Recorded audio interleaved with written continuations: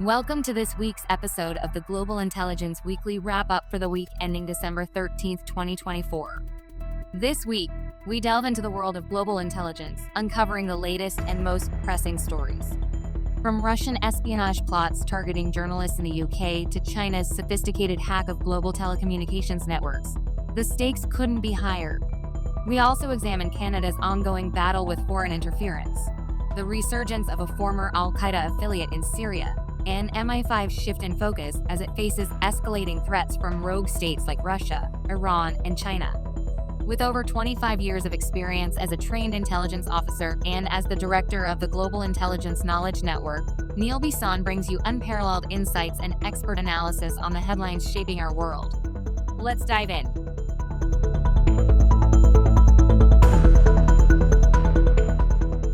Hello everyone, and welcome back to the Global Intelligence Weekly Wrap-Up. In our first story, we're diving into the fascinating and deeply concerning case that has emerged from the UK. According to the recent article titled "Russian Spies Plan to Kidnap Journalist Trials Here," published by the BBC, a Russian spy cell operating in the UK allegedly conspired to abduct journalists and smuggle him into the country via a small boat.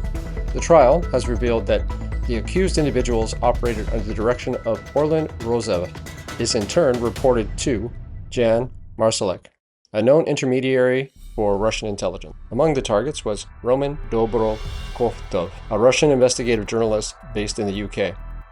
The alleged plan included an operation codenamed Fishing Boat, aimed at abducting Dobrokhovtov using a small vessel. What stands out here is the sophistication and boldness of the operation. Messages between Rozev and Marsalek indicate meticulous planning, including deploying a retired Bulgarian naval officer nicknamed Seawolf and using hidden cameras to gather intelligence on Dobrokhovtov. This highlights the lengths to which the Russian intelligence networks are willing to go to silence critics and disrupt investigative journalism. From an intelligence perspective, this case underscores the ongoing threat of foreign espionage activities within Western nations. The choice of a small boat, a seemingly inconspicuous method, reflects a tactical shift to avoid traditional security measures, showing an adaptive and persistent adversary. This incident is reminiscent of previous Russian operations on British soil, most notably the 2018 Salisbury poisoning of Sergei Skripal and his daughter Yulia, involving the nerve agent Novichok. The failed assassination attempt resulted in heightened scrutiny of Russian activities in the UK, but this case reveals that such operations have not diminished. If anything, they have become more covert and innovative. Furthermore, the targeting of journalists like Dobrokhovtov aligns with a broader Russian strategy of suppressing dissent and controlling narratives. Investigative journalism often exposes state corruption and illicit activities, making journalists key targets for authoritarian regimes. The court proceedings revealed chilling details about the operational hierarchy and coordination between Rozev and Marsalek. For instance, Marsalek's remark that a successful operation on British ground would be amazing reflects the confidence in their ability to execute such plans despite the risk. The involvement of individuals with military and intelligence expertise further illustrates depth of this spy cell's capabilities. As a former intelligence officer, I found the use of live surveillance, such as covert tracking of Dobrokhovtov on a flight, particularly troubling. The spy cell's ability to extract phone PIN codes and pass them along to handlers highlights the vulnerabilities in personal security, even for those aware of operational risks. The case demonstrates the persistent and evolving nature of foreign espionage threats. For nations like the UK, Canada, and others, the implications are clear. Counterintelligence measures must continuously adapt to address unconventional methods employed by adversarial states. Looking ahead, it will be crucial to monitor how Western governments respond to such incidences.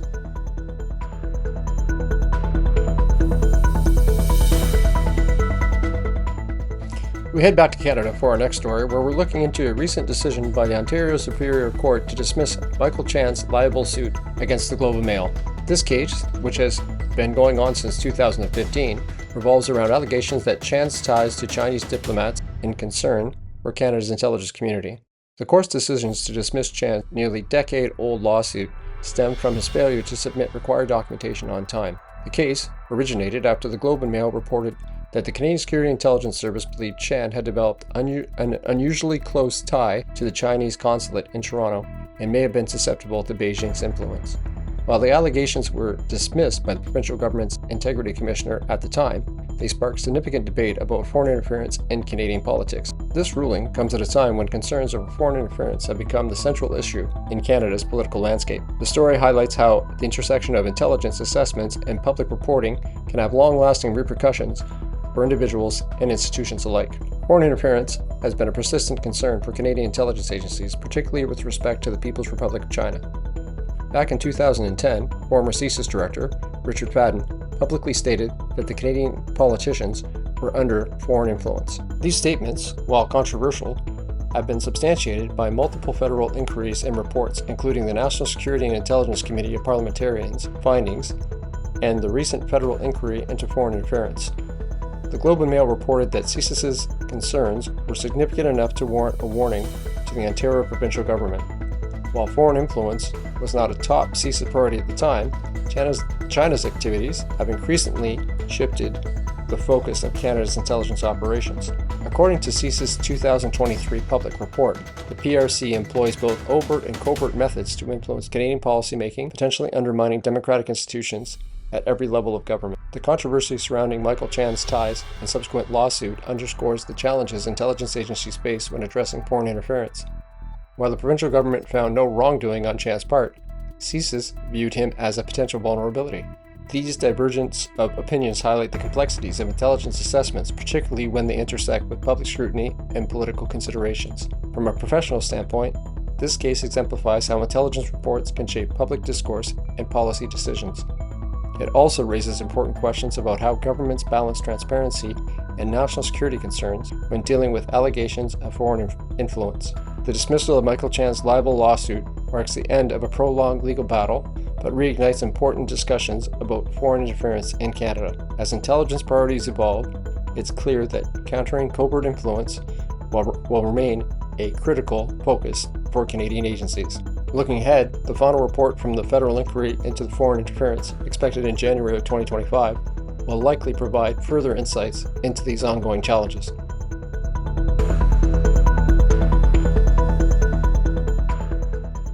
Sticking with issues surrounding foreign interference in Canada, the next story explores a growing concern: the use of visa manipulation by Indian officials as a tool for foreign interference.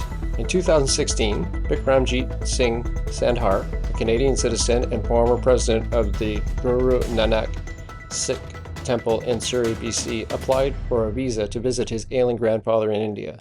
His application was denied because Indian consular officials flagged Sandhar for comments he allegedly made supporting the Khalistan movement, which advocates for an independent Sikh-majority Punjab state. This revelation shocked Sandhar, who realized that Indian officials were monitoring discussions within Canada in Canadian places of worship and punishing individuals by denying them entry to the country of birth. Sandhar later received a letter, via intermediaries, asking him to renounce Khalistan and profess his loyalty to India. Signing the letter was presented as a condition of obtaining the visa. This incident is not isolated. Sikh community leaders, victims, and officials have reported similar tactics being used across Canada. Balpreet Singh, legal counsel for the World Sikh Organization of Canada, has called visa manipulation the primary tool India uses to silence dissident. During a parliamentary Public Safety Committee hearing, witnesses testified about coercive practices by Indian consular staff, including pressuring individuals to sign pre-drafted letters denouncing Khalistan. The RCMP has also accused Indian officials of using visa denials to compel Canadians to provide information about other community members, information that has allegedly been used to target opponents of Prime Minister Narendra Modi's government.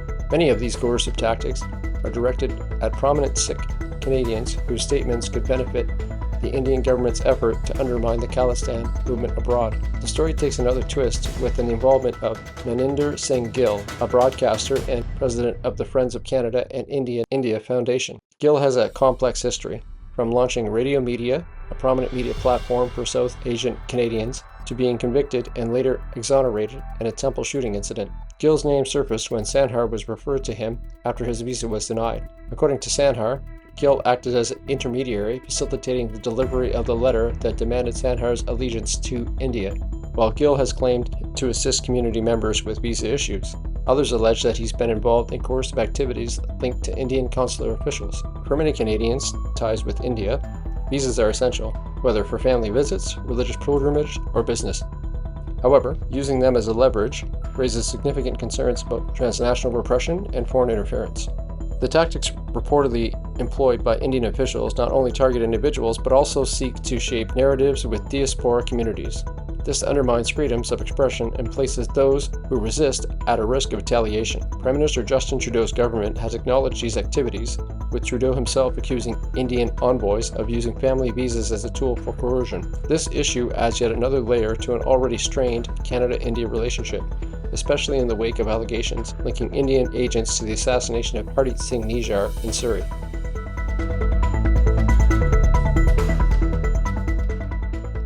We now shift our attention to an intriguing development in Syria, the emergence of the Hayat Tahrir al-Sham following its recent offensive. Drawing from Dan Sambug's article, while the emergence of HTS in Syria raised the level of global terrorism threats, let's explore the group's history, their rise to power, and what it means for global security. HTS, formerly an al-Qaeda affiliate, has rebranded itself under the leadership of Abu Muhammad al-Jolani. The group's lightning offensive toppled the Assad regime, raising questions about its intentions and the potential global repercussions. Western intelligence agencies are reassessing HES's trajectory, balancing concerns over its terror designation with its current focus on domestic governance. From an intelligence perspective, this situation demands further scrutiny. History shows that groups like HTS often exploit post-conflict chaos to expand their influence or return to international terrorism. The Islamic State's resurgence in Afghanistan after the Taliban takeover is a sobering example. One of the biggest questions being asked is, will HTS follow a similar path or truly embrace its reformed image? HTS's journey from an al-Qaeda affiliate to its current leadership position in Syria is significant. Al-Jolani's effort to portray HTS as moderate, such as respecting Syrian minorities, contrasts starkly with the brutal histories of similar groups. Early reports from Aleppo, suggesting Christian minorities were unharmed during the city's capture, reinforce this narrative. However, skepticisms abound, with experts debating whether HTS is a reform actor or another iteration of the Taliban. Adding complexity is the role of other actors in Syria. Kurdish forces remain a stabilizing force in the northeast, but face threats from Turkish-backed militias. Meanwhile, Western airstrikes on Islamic State remnants underscore the fragility of the region's security. Edmund Fitton Brown, a former UN terror expert, highlights the divide among academics regarding HTS's intentions. Some see potential for reform, while others draw parallels to the Taliban. H.A. Hellier of the Royal United Services Institute advises caution, emphasizing the unpredictability of HTS's future behavior. From my perspective, HTS's intentions warrant close monitoring. While its current focus seems domestic, history warns us that terror groups often pivot strategies. The absence of immediate threats to Western nations' security doesn't preclude future risk. HTS's emergence introduces both challenges and opportunities in Syria's evolving landscape. While the group claims a moderate stance, its trajectory remains uncertain. International intelligence must stay vigilant, tracking HTS's governance, its relationship with minorities, and its interactions with other regional actors like Kurdish forces and Turkey.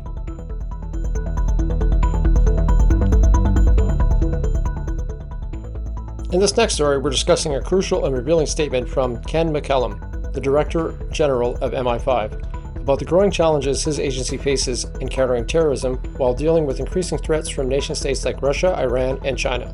According to McCallum, MI5 has had to make uncomfortable choices in how they allocate their finite resources, reducing their focus on counterterrorism to respond more effectively to the escalating threats from hostile state actors. McCallum's comments shed light on the evolving threat landscape that MI5 is navigating.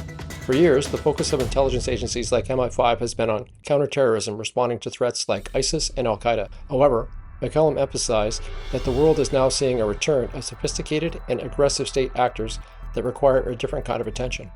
Nation-states like Russia, Iran, and China have ramped up their covert operations, cyber attacks, and subversive activities against the UK, forcing MI5 to pare back its counterterrorism efforts. From an intelligence perspective, this is highly significant. The shift towards state-sponsored threats means MI5 must direct more resources into defending against espionage, cyber attacks, and other forms of hybrid warfare that nation-states are increasingly deploying. This move, to reassess priorities and reallocate resources, speaks to the broader trend of intelligence agencies worldwide grappling with dual threats of terrorism and state-driven aggression. McCallum's comments reflect an ongoing strategic rethinking within MI5. The agency is now forced to focus on intelligence gathering and counterintelligence to protect Britain from increasingly complex nature of state-sponsored threats. The rise of Russian intelligence operations, Iran-backed plots, and Chinese cyber espionage campaigns all demand immediate attention and resources. This development fits within a broader global trend in intelligence and national security. Western agencies, particularly those in NATO countries, have seen an uptick in state-based threats since Russia's annexation of Crimea and the ongoing tensions between China and the West. Similarly, Iran has used both cyber and physical means to target Western interests. These trends have changed the landscape of intelligence work, requiring agencies to balance counterterrorism priorities with the defense against state-sponsored espionage and influence operation. McCallum's remarks also reflect the broader geopolitical landscape. While the UK, like many other nations, has been increasingly focused on state-based aggression, there is also the looming issue of terrorism, particularly from groups like ISIS. The challenge for an intelligence agency is how to respond to both types of threats without overextending their finite resources. It's a balancing act, with the pressure mounting as nation-states become more emboldened and sophisticated in their approaches to destabilize democratic governments. One key insight McCallum shared was the need for MI5 to invest in new technology and skills to meet the evolving threats. This is a crucial point. While terrorism continues to evolve, it's clear that technological advances, including AI, cybersecurity capabilities, and advanced data analytics, will play a central role in countering the new wave of state threats. McCallum's recognition of the need for these innovations shows that MI5 is not simply reacting, but planning for future challenges. The rise in state threats investigations by MI5, which increased by 48% last year, reflects the increasing sophistication and frequency of these threats. McCallum also pointed to the alarming trend of younger individuals being drawn into terrorism, a shift that complicates the broader counterterrorism strategy. This indicates that MI5 is under pressure to fight on a multi-front battle, addressing both state-sponsored threats and homegrown radicalization, which poses a significant challenge for any intelligence agency. Ken McCallum's statement underscores a critical turning point for MI5. The agency is adjusting its focus to confront more complex and dangerous threats from Russia, Iran, and China, while still dealing with the ongoing challenge of countering terrorism. This adjustment is indicative of the larger security environment in which intelligence agencies are operating today. Looking forward, the question becomes how intelligence agencies can continue to strike at the right balance between counterterrorism and counterintelligence. As state-sponsored aggression intensifies, and with new technologies constantly emerging, MI5 and similar agencies worldwide will need to adapt quickly.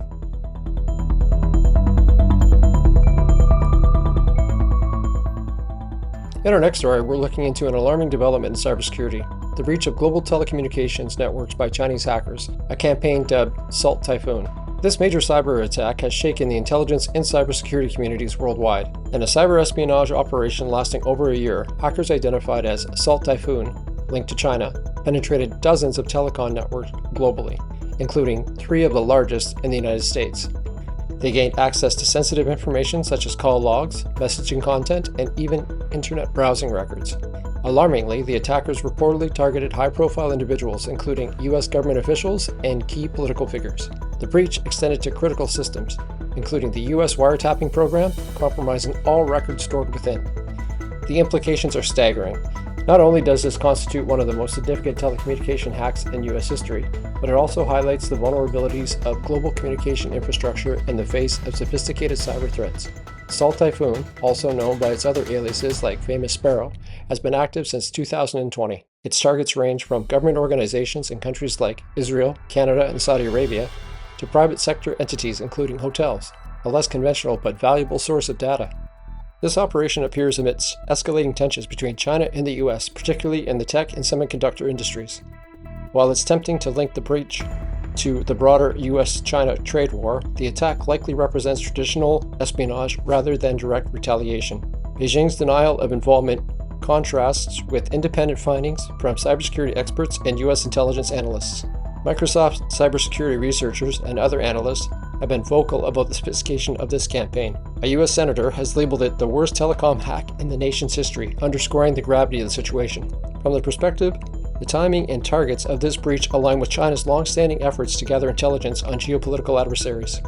The interception of government communications and access to strategic metadata could provide Beijing with a significant edge in both diplomatic and intelligence operations. Some of the listeners may be well aware of the fact that Canada was contemplating Chinese companies building and maintaining a 5G network in Canada. This latest hack is yet another example of why allowing any Chinese company access to Canada's infrastructure is a recipe for disaster. This breach shows, yet again, the persistent and evolving nature of cyber threats. Telecommunication networks, often taken for granted, are critical infrastructure that must be safeguarded with robust cybersecurity measures. As nations grapple with implications of Typhoon, it is essential to anticipate and counter similar threats proactively.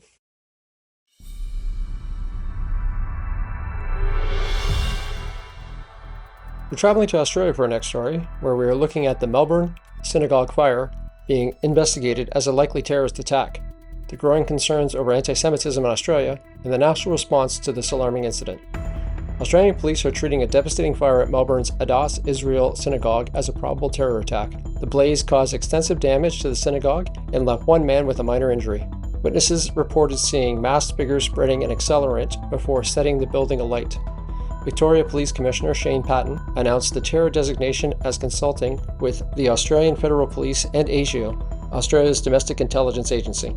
While police had no prior warning of the imminent attack, the classification allows additional resources to be directed towards the investigation. Prime Minister Anthony Albanese also referred to the incident as clearly terrorism, despite leaving the official determination to law enforcement. In response to rising anti-Semitism, the Prime Minister announced the creation of a federal strike force to address these threats, citing our recent incidents, including vandalism of a Jewish MP's office and a separate arson attack in Sydney. The fire comes amid a documented increase in anti-Semitism activity in Australia, with Jewish community leaders warning of heightened fears of violence. A few worshippers were present in the synagogue when the attack occurred, describing the terrifying moments when liquids were thrown through smashed windows and ignited. Authorities have reassured the Jewish community by deploying additional patrols in the areas with significant Jewish populations. Victoria's Premier Jacinta Allen called on Melbourne to stand united against hate, emphasizing that international conflicts cannot serve as justification for such behavior. Experts note the broader implications of this attack for Australia's national security. The rising tide of hate-based incidents reflect a troubling global trend, and law enforcement's focus on intelligence sharing and counterterrorism measures will be critical. Prime Minister Albanese's Strike Force initiative signals a proactive federal response to the issue. The attack also raises questions about the readiness of local authorities to detect and respond to such incidents. Despite additional resources now being allocated, the lack of prior intelligence highlights the challenges of preventing lone wolf or small cell attacks. The Melbourne synagogue fires serve as a sobering reminder of the persistent threat of hate-driven violence and the need for vigilance in protecting vulnerable communities. With increased patrols, federal support, and community solidarity, Australia is taking steps to counter these challenges and ensure the safety of its Jewish population.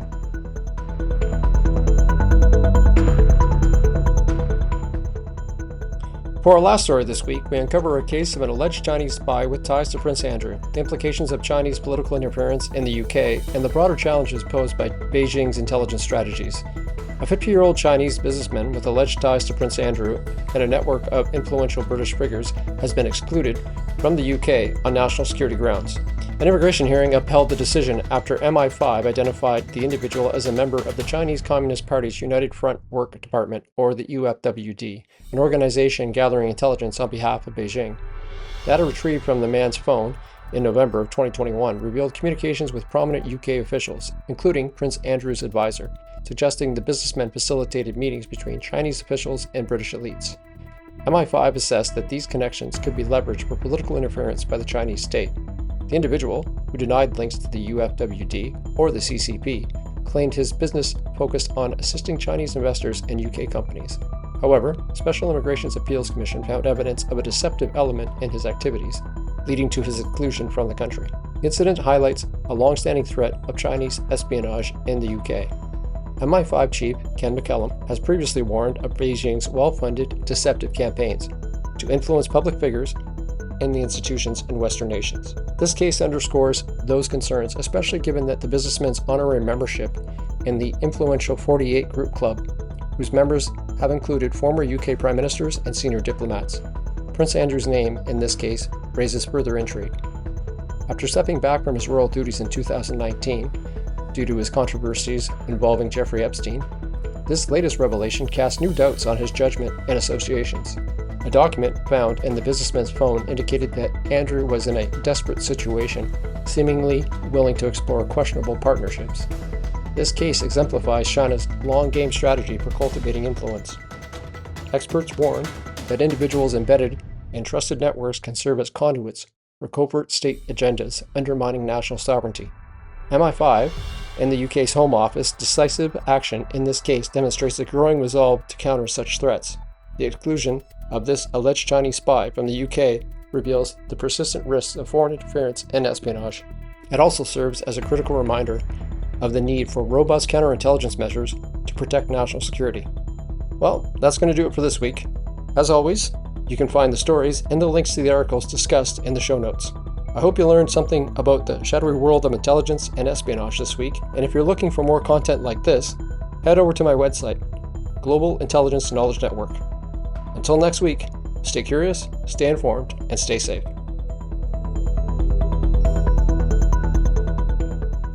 Thank you for joining us for this week's Global Intelligence Weekly Wrap-Up. Each episode is built on meticulous research and expert analysis, offering unparalleled insights into the world of espionage, foreign interference, and global security. If you found today's stories insightful, please like, comment, or share this episode. Your support helps us reach more listeners like you who value staying informed in an increasingly complex world. Don't forget to visit our website, the Global Intelligence Knowledge Network, where Neil Bisson, director of the network, provides additional resources, expert commentary, and deeper insight into the topics shaping our global security landscape. As Neil always says, stay curious, stay informed, and stay safe. We'll see you next week for more critical intelligence analysis. Thank you for being part of our engaged and informed network.